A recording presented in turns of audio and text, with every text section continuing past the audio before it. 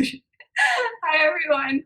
I'm super excited because today I'm going to be teaching you how to make Whole Foods pumpkin French toast. So I know a lot of you guys have been asking for more pumpkin recipes, and so the other day I tried to make some French toast as a healthy alternative, and I thought it turned out great.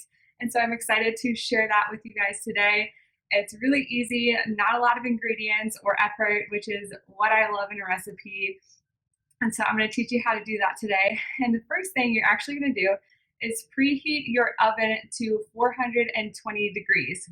So we're actually not cooking it on the stove top. You can do that. But when you do that, sometimes it can be a little bit tricky when you're not using oil or any sort of butter, vegan butter. You can do that. You can do it without oil.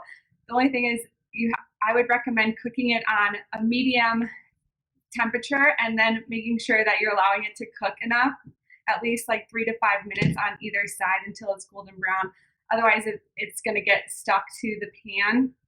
Now, if that does happen, which happened to me, if you then after you cook both sides and you scrape off the kind of batter from the pan, the non-stick cook pan, it actually kind of tastes like a churro. So it's actually pretty good and is crunchy, but it does make cleaning up a little bit harder. And so the alternative is to put it in the oven.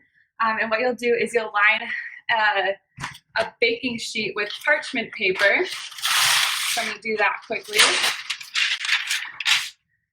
And then the next thing that you're going to want to do is you're going to want to make a flaxseed egg. So again, this is Whole Foods plant-based. We're not using any eggs in it. And so an egg replacer alternative is a flaxseed egg. So what it is it's a tablespoon of flaxseed. I'll actually show you how to make it, but I did make one in advance because you have to let it sit for, I'd say at least 15 minutes in order for it to really start to thicken up.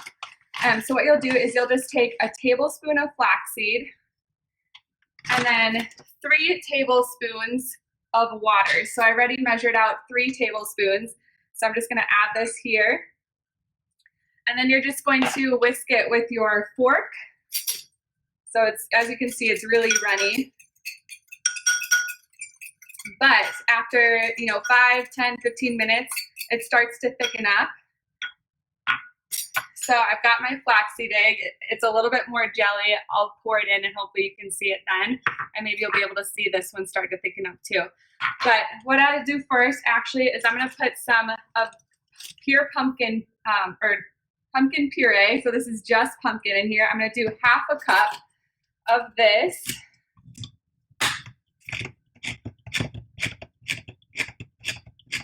I don't know about you guys, but pumpkin has been harder to find this year, and I did find it on sale once at Whole Foods for a little over $1. But the other times it's been like $2.89 or more, and so I should have bought more pumpkin, but I didn't. So I'm a little bummed. All right, so I'm going to do about a half a cup of pumpkin puree, and I'm using a large mixing bowl, not because it needs that, but in order to fit my bread in there without it breaking, I think the larger bowl works better. All right, so I've got my cup of half a cup of pumpkin. Now I'm going to do a cup of almond milk. So you can use any plant-based milk. I don't know if I have a full cup in here. I've got another one if I don't. I'm going to add a cup of almond milk. Yeah, I definitely need some more. Add a little bit more. Got my extra right here.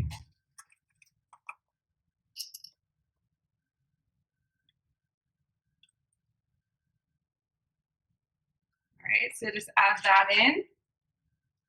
Next, I'm going to add in some vanilla powder. So I use vanilla powder, not vanilla extract. I just love this stuff. It's cheaper and it lasts a lot longer. So you'll need 1/4 teaspoon of vanilla powder, or you can substitute it with a teaspoon of vanilla extract. So I'm just going to put that in there. Next, I'm going to put in some pumpkin spice. So I put in a teaspoon of pumpkin spice. You can definitely add more if you like more flavor, or you could also wait and just save to put some on the top after it's done cooking, which I'll probably do. I'm almost out of pumpkin cinnamon spice because I use it every day in my oatmeal right now. All right, so I did about a tablespoon or a teaspoon of the pumpkin spice. Now you'll also need a tablespoon of maple syrup, or I have pure date syrup. So this is just a little less processed to me. Now again, you're gonna need a tablespoon. If you want, you could add a little bit more. I'm just gonna eyeball it because otherwise this is a little bit thicker than maple syrup, so it's gonna get a little stuck in there.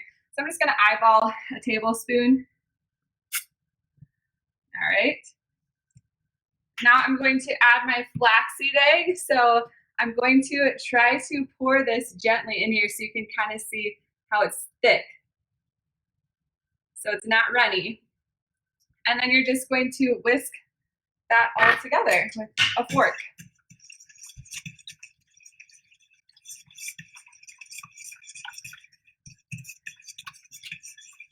Just mix it thoroughly in there.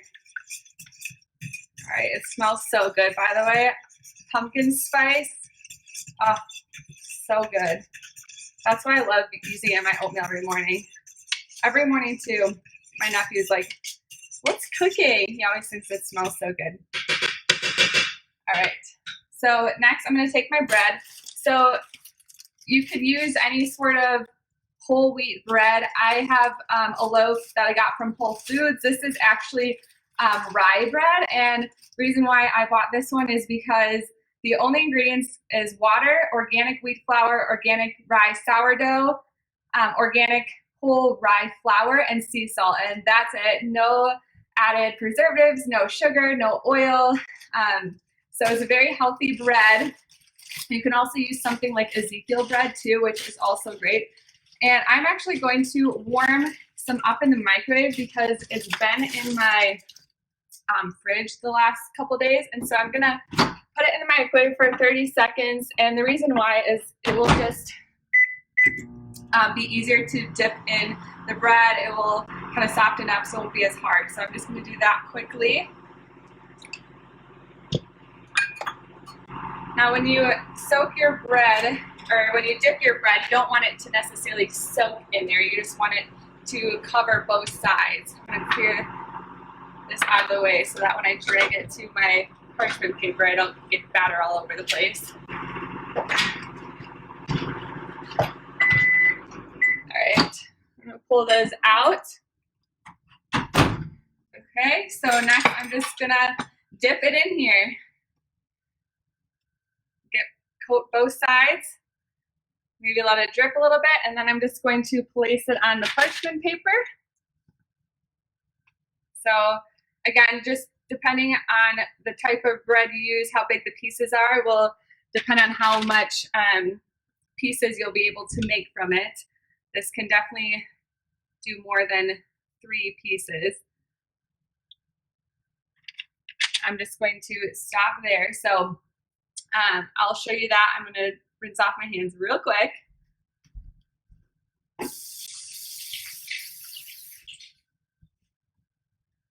All right, so this is what it looks like, and you're just going to, again, put this in the oven. You're gonna put it in the oven for 15 minutes. After 15 minutes, it's going to, just peel right off, and then you're just going to flip it over, and you're going to bake it for another 15 minutes, and then it's going to be ready. It's going to be really crispy, and then you can add your toppings. Now, one of them that I made was diced apple on the top, and so actually at halfway, I put my diced apple, actually put my raisins on there. You could, slice up the banana and put it on too and let that cook.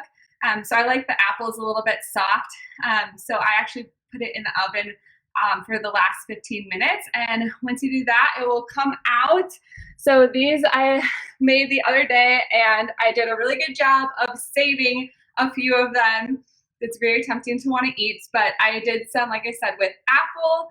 I put some raisins on one. I put some banana, and I sprinkled on some cacao powder, so you can add some chocolate to it. If you wanted to, at halfway, you could also put in some dairy-free chocolate chips or something like cacao nibs and make it a little bit chocolate chocolate tier. Again, I've got a banana that I'm going to slice up on one of these.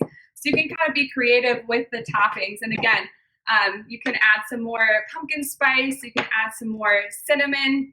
You can add some maple syrup or some more date syrup and put it on top. But it's nice and crunchy.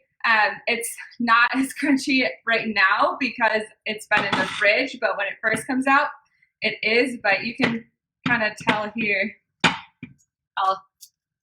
You can kind of hear it a little bit, that crunchiness. So it's delicious. I'm super excited to put these in the oven and make some fresh ones. So I hope you guys will give this vegan pumpkin French toast a try. If you do, take a picture and tag Cross Training Women in it. I want to see it. So thanks again for joining me today.